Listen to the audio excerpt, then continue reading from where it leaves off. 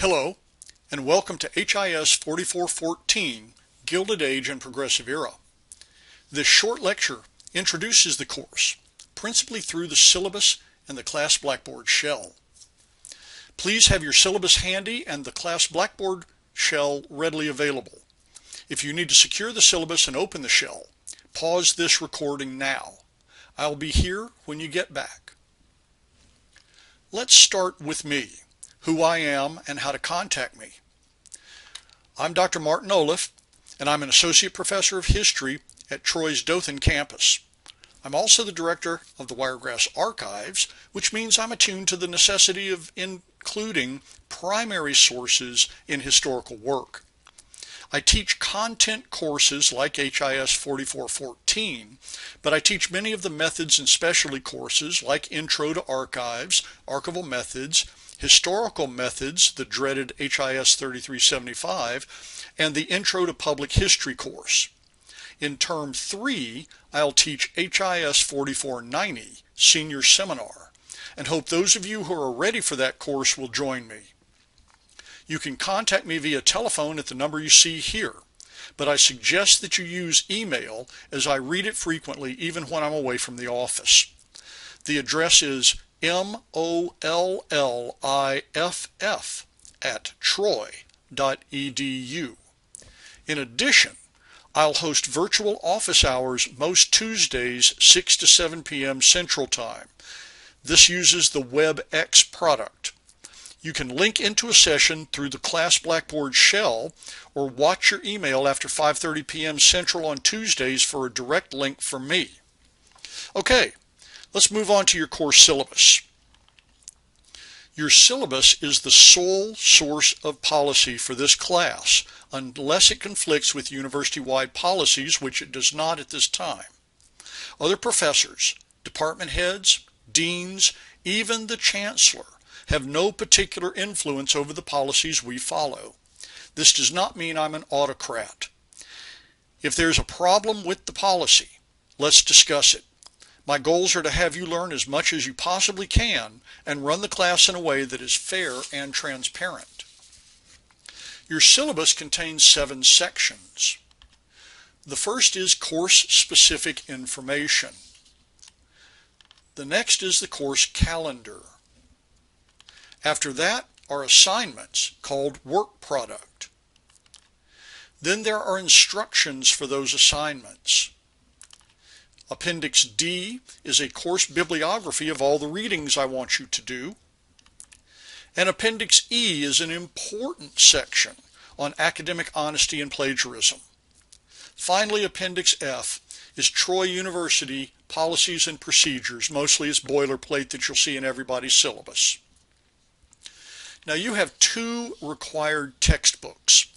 The first is Rebecca Edwards' New Spirits about the Gilded Age, and the second is Michael McGurr's Fierce Discontent about the Progressive Era.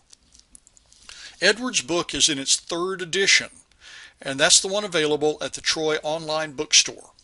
There is, however, little difference in that edition and the earlier ones. I personally like to keep book costs as low as possible. McGurr is out of print for some reason, as it's a pretty good book. The Troy Online Bookstore has secured copies of it, but this book too exists elsewhere. You do not need McGurr until later in the term, and so you have some time to acquire it. I recommend that you have 2 other books, though I've not ordered them through the bookstore. The first is Turabian's Manual for Writers of Research Papers, Theses, and Dissertations, 8th edition only. If you've taken HIS 3375, you should still have your copy. If you've not taken 3375, you already should have taken it. Historians use Turabian, which is based on the University of Chicago Press Style Guide. We do not use MLA or APA. If you plan to follow the path of the historian, you will enter, as we all have, the love-hate relationship with Kate Turabian, who's been dead a long time, but still exerts tremendous influence over how we format our writing. The second book recommendation is a general text on the period like Vincent DeSantis's The Shaping of Modern America, or chapters in a solid survey text. If you seek a free survey text of reasonable quality, try this one, The American Yawp, chapters 16 to 21, available online at the URL shown here and in your syllabus. So what's the point of this class? What does it seek to accomplish? First, it provides content knowledge. Certainly you can Google or wiki all of this information, but how much easier is it to just have it in your head? That is to say, you're a more effective font of knowledge if your brain isn't void of information. Second, this course provides you with an opportunity to develop and demonstrate transferable skills. Regardless of how you employ your degree, you must understand and be good at critical thinking, conducting research, and communicating clearly. You will hone those skills in this class. You must also understand that this class is not simply a more in-depth survey of the era like it was an expanded History 11-12 class. In fact, the entire class makes an argument that the Gilded Age and Progressive Era founded modernism, industrialism, and the middle-class dominated society of the 20th and 21st centuries in the United States. How we get through that argument is the subject of the course calendar. Remember, the calendar is subject to change. Usually any adjustments are minor, like breaking a lecture into two parts with two titles that are not reported in the calendar at this time. If I make a substantive change, I'll let you know. The basic parameters, particularly the assignments, are pretty firmly set. I begin with an overview, page 4, then look at the details of each module on page 5 through 8. Each module has readings, video lectures, and assignments. Each week of class has a corresponding module, with the single exception of this introduction, which falls in week 1. Appendix C concerns work product. You'll see here that we open with an overview. Then pages 10 through 13 detail 2 exams, 2 document analysis exercises, your research proposal, and your research paper. Page 13 is something of a rubric about the research paper entitled Characteristics of a Good Research Paper. But don't stop there. You can apply many of these characteristics to all of your class assignments. Let's skip the course bibliography in this introductory lecture and head directly into one of the most important sections of the syllabus, the appendix dealing with academic honesty and plagiarism. Read this appendix thoroughly, in part because you will have a quiz on this introduction and on plagiarism. I take plagiarism very seriously, which is why I've created your 2 major writing assignments as Turnitin assignments. That is, when you upload them, they go directly into Turnitin. You can run an originality check on your proposal and paper, view that originality check, then correct any problems.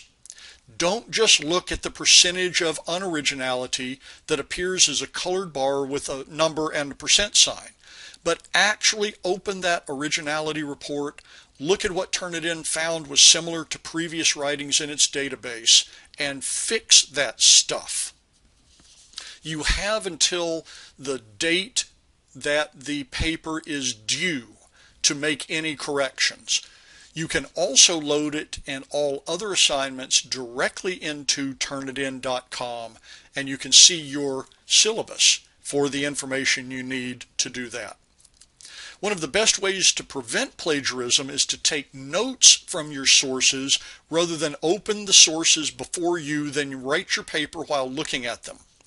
I know that thing is an easy thing to do, but it's lame and likely to get you into trouble.